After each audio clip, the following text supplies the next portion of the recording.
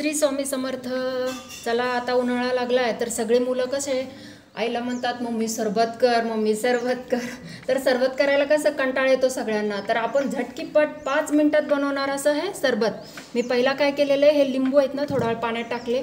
आता याला ना असे हे करून याला नरम करून घेते आणि याचं आपण मस्तपैकी सरबत करून घेऊ. आता काहीच वेळ लागत नाही, काहीच नाही, फक्त 5 मिनिटात आपण मिक्सरमध्ये सरबत बनवणार आहे. आता याला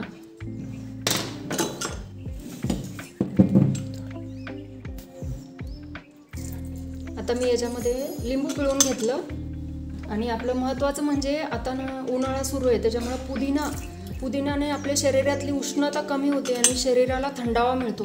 त्याच्यामुळे हे मी पुदिनाची पानं पण टाकणार आहे.